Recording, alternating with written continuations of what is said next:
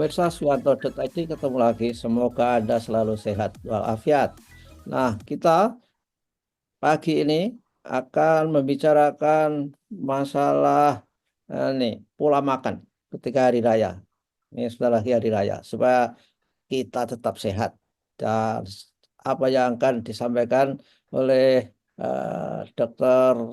Rama Kusumawardhani, ahli spesialis ini, ahli gizi klinik dari Rumah Sakit JIH Yogyakarta, Jogja International Hospital, dan Rumah Sakit RSA, Rumah Sakit Akademik Universitas Gadjah Mada. Ini adalah merupakan tausiah yang terkait dengan apa yang harus kita lakukan ketika hari raya datang dalam konteks diet kita supaya tidak mengganggu kesehatan kita. Dan klik subscribe supaya Anda selalu mendapatkan video terbaru dari Dr. Ahmad. Dan kalau Anda punya masalah dengan diet terkait dengan penyakit yang Anda derita, mudah-mudahan tidak ada, bisa berkonsultasi dengan Dr. Rahma. Dan juga bagi yang tidak sakit tetapi badannya overweight atau bahkan obesitas, Dr. Rahma lah tempat untuk berkonsultasi. Nah, kalau video ini sampai ke tangan Anda, ini adalah berkat editor channel kita, Mas Heri Teguh Wiono. Nah, kita sapa. Assalamualaikum warahmatullahi wabarakatuh, Dr. Rahma. Waalaikumsalam warahmatullahi wabarakatuh, Prof. Bagaimana kabarnya, Prof? Alhamdulillah, kita Alhamdulillah. baru ketemu setiap 2 minggu. Ternyata di antara 2 minggu itu bisa terjadi sesuatu pada kita yang istimewa. Betul, Prof. Apakah pilek atau bajunya baru? Betul. Alhamdulillah sudah sehat-sehat semua ya, Prof ya. Ya, ya, Alhamdulillah. Gimana, Dok? Ini Oke, sebentar Prof. lagi kita akan memasuki Idul Fitri. Di samping kita Mm-mm. siap uang receh, uang kecil, Masya tahun, juga harus siap mental. Bagaimana cara makan yang sehat di hari raya Idul Fitri? Iya, Dokter, betul. Iya, ya, betul, Prof. Alhamdulillah kita sudah menjelang di akhir bulan Ramadan.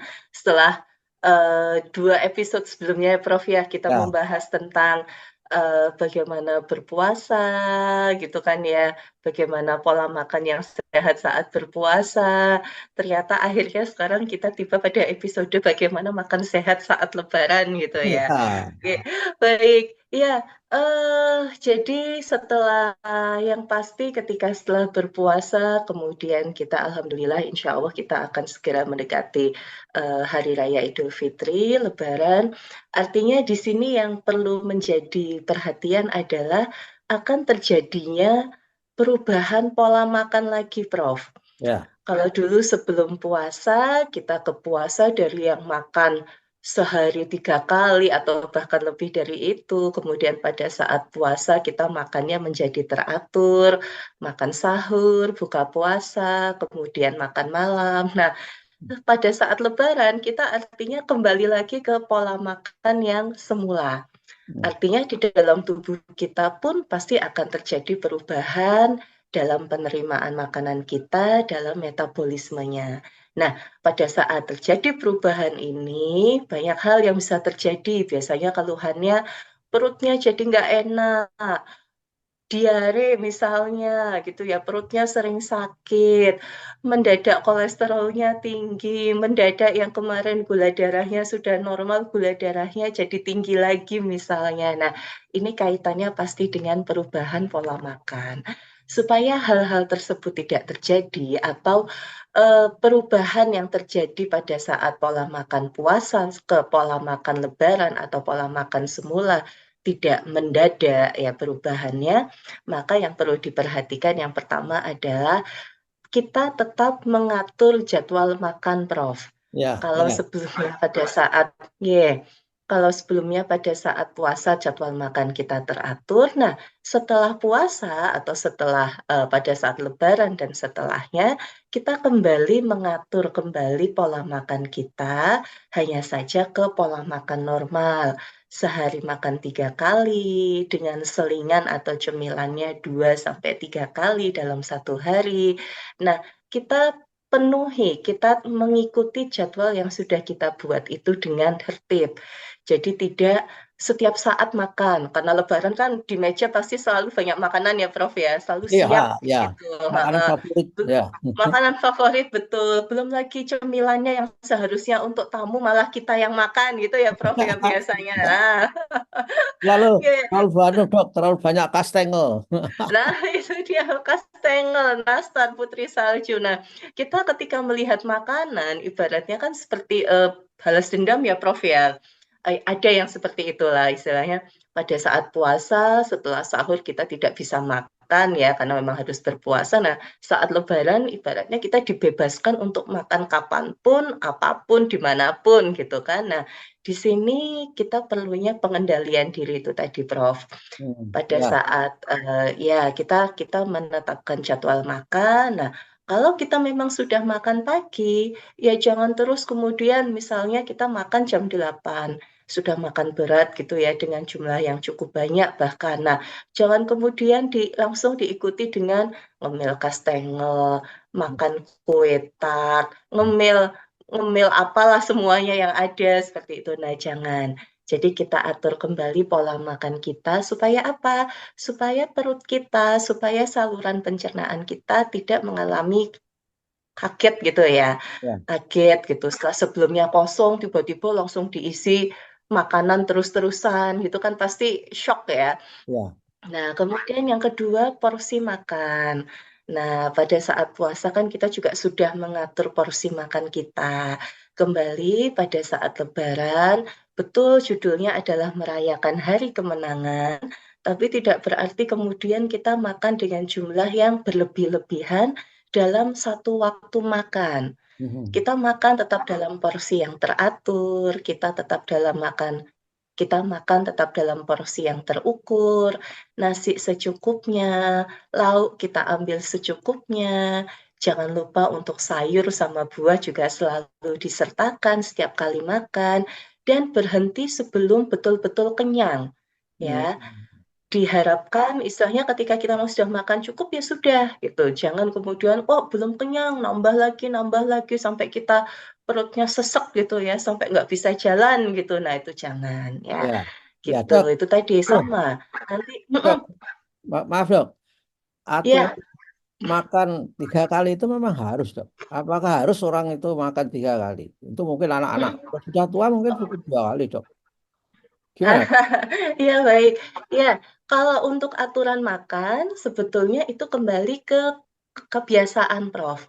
Mau makan sehari 2 kali atau makan sehari 3 kali, semuanya boleh. Semuanya sama baiknya. Yang penting dilakukan secara teratur, Prof, dan konsisten. Katakanlah misalnya makan sehari 3 kali, porsinya sesuai gitu ya, Prof ya tidak berlebihan, cukup, ya itu tidak apa-apa. Daripada kita makan sehari 2 kali, tapi sekali makan porsinya kemudian langsung, wah aku kan cuma makan 2 kali, terus porsinya kemudian jadi menggunung. Nah itu juga tidak baik ya. Jadi 2 atau 3 kali menurut saya itu bagus, dua-duanya sama baiknya. Yang penting adalah porsi makannya juga, Prof. Itu yang perlu menjadi perhatian. Ya, Ya, ya. Dan gitu ya. itu dok, saya lihat orang masak di Indonesia itu kan apa-apa serba diguyur apa minyak dok ya. Misalnya Iya, sambel, sambel hijau, loh, saya mati. Setelah beberapa saat dibawa ke rumah, loh, minyaknya malah malah malah naik. Wah luar biasa itu. Sebetulnya kan iya, gak sehat dok itu sebetulnya. Ya, betul betul sekali, Prof. Jadi kebetulan untuk, pengolahan makanan di Indonesia ini memang, cukup banyak menggunakan minyak, kemudian cukup kaya penggunaan rempah-rempah, bumbu-bumbu, penggunaan gula dan garam, penggunaan tepung itu juga cukup banyak di Indonesia gitu ya. Mungkin pada saat dulu terbiasanya tujuannya adalah dengan penggunaan bahan-bahan tersebut, yang pertama makanan menjadi sedap ya, kita kan ya, makan jadi lebih enak. Yang kemudian kenyang, ya. Ketika kita makanan dengan banyak minyak, dengan banyak tepung, itu kan sebetulnya akan memberikan rasa kenyang ya, Prof ya. Oh, Nah, iya. hanya saja betul. Kalau dulu kan yang penting kenyang ya, Prof ya. Yang penting warak gitu kalau makan. Nah, tapi ternyata makanan yang terlalu banyak minyaknya, terlalu banyak kandungan tepungnya, itu yang menjadi mengganggu kesehatan tubuh kita, Prof. Menjadi penumpukan lemak, kemudian terjadi peningkatan kadar kolesterol, peningkatan kadar gula di dalam tubuh kita. Nah, alangkah baiknya ke depannya nanti mulai pada saat Lebaran besok, ya pasti kita tidak bisa menghindari lah menu-menu itu ya, pasti selalu ada gitu. Ketika kita silaturahmi ke rumah tetangga, saudara, kolega, pasti menu-menu tersebut ada. Nah, tinggal bagaimana kita bisa membatasi, bukan tidak makan ya, bagaimana kita bisa membatasi, kemudian mengimbangi, Prof. Kalau Hmm, kita ya. sudah makan makanan yang bersantan, berminyak, berlemak, jangan lupa untuk konsumsi sayur dan buah. Hmm, Usahakan selalu ada penyeimbangnya. ya. Ya, Dan dan satu Dok, lagi, Prof, minum air ya. putih ya, minum air Ya. putih. Kan Hmm. kalau pada saat Lebaran kan nanti aneka minuman manis-manis keluar Ah, semua ya, Prof ya. ya. Jangan lupa minum air putihnya ini. Jadi kalau misalnya kita sudah minum es buah, ya sudah, jangan kemudian nambah lagi es kelapa dan yang lainnya. Minum es buah 1 gelas, selanjutnya cukup minum air putih. Ya. Dok, dan mumpung Mm-mm. dokter menyinggung es kelapa. Kelapa muda itu sebetulnya ada kandungan minyaknya enggak? Apa kolesterol atau apa gitu, Dok? Baik, kalau untuk kolesterol itu sebetulnya hanya terkandung pada sumber makanan hewani, Prof. Kolesterol ya. Hmm. Kalau untuk kolesterol. Jadi salah kalau misalnya orang bilang, wah kalau makan santan atau makan durian kemudian kolesterolnya naik, ya itu kurang tepat. Kalau Hmm. kita makan seafood, makan jeroan, makan daging berlemak, kolesterolnya naik, itu betul. Atau mungkin Tapi, mm-mm, melalui variabel lain, Dok. Memang santan, tapi santannya ah, dipanasi sehingga iya, menyebabkan lemak jenuh atau begitu. betul. Nah, jadi selain kolesterol, ada satu lagi, Prof, yang namanya asam lemak. Nah, di dalam kandungan makanan nabati, contohnya yang kelapa, santan ya, ini Ya. memang tidak ada kolesterolnya, tapi ada asam lemaknya, Prof. Oh. Nah, asam lemak ini yang awalnya dia sehat, tapi seperti yang tadi Prof sampaikan, ketika kemudian dipanaskan berulang kali, dia menjadi asam lemak jenuh, menjadi asam lemak yang tidak sehat. Itu sama juga prinsipnya dengan minyak untuk menggoreng. Oh. Minyak itu ketika dia belum terkena panas gitu ya, masih ada kandungan asam lemak baiknya. Tapi begitu dia eh, panas ya digunakan untuk menggoreng, asam lemaknya dia berubah menjadi asam lemak jenuh atau asam lemak yang tidak sehat. Itulah kenapa dianjurkan kalau makanan yang bersantan tidak dipanaskan berulang kali, dan kalau menggoreng itu minyaknya digunakan hanya 1 kali, Prof. Itu. Ya, Tapi jadi tidak irit ya, Prof ya. berat untuk ibu-ibu berat dong itu. Iya betul sekali, Prof. Belum lagi kalau yang makanan bersantan kan memang baru terasa enak kan kalau setelah Ya, dipanaskan 2, ya, 3, 4 kali ya, Prof ya, bumbunya masuk. baru meresap. Nah, itu tadi makanya yang apa yang bisa kita lakukan? Nah, kita seimbangkan.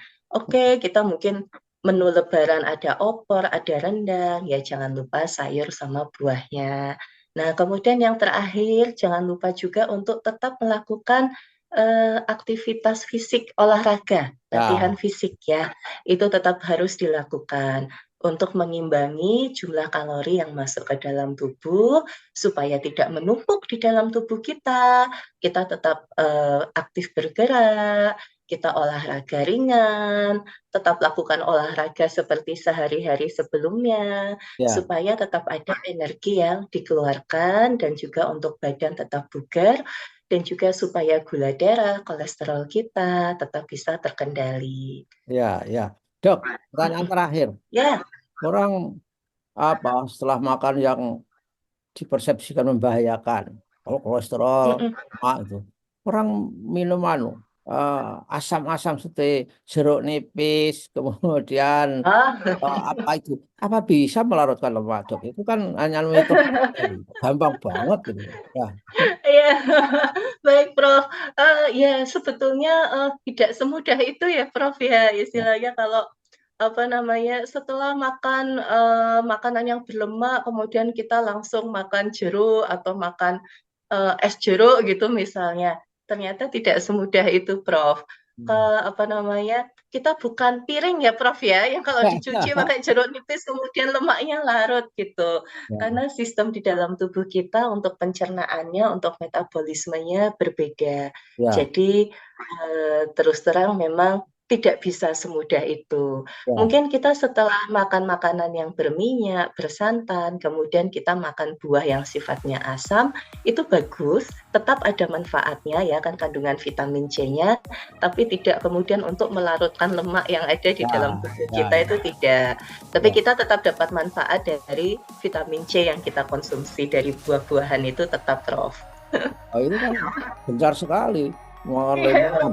Nah, bahkan ada di gelas ditaruh minyak dan apa air itu nggak bisa iya, campur setelah dikasih campur. Wah, iya. itu kan proses in vitro. Iya, Prof. Ternyata tidak berlaku di dalam tubuh kita, Prof. Ya, karena melalui mata rantai Betul. metabolisme itu, Prof, ya. Ya, oke Iya, lah. betul sekali, Prof. Jadi Ya, Prof. tidak semudah itu. Mm-mm. Ya, terima kasih, Dok. Saya kira sudah memberi nasihat kepada para pemirsa untuk mengendalikan makan ketika hari raya. Karena kita itu ya apa yang kita makan. Kalau kita makannya itu tidak seimbang, tidak disiplin, saya kira bentuknya tubuh kita juga nggak disiplin, Dok, kira-kira. Terima kasih, Iya, Dok, ya. Prof. Siap, terima kasih, Prof. Terima kasih, sampai ketemu lagi. Wassalamualaikum warahmatullahi wabarakatuh. Waalaikumsalam warahmatullahi wabarakatuh.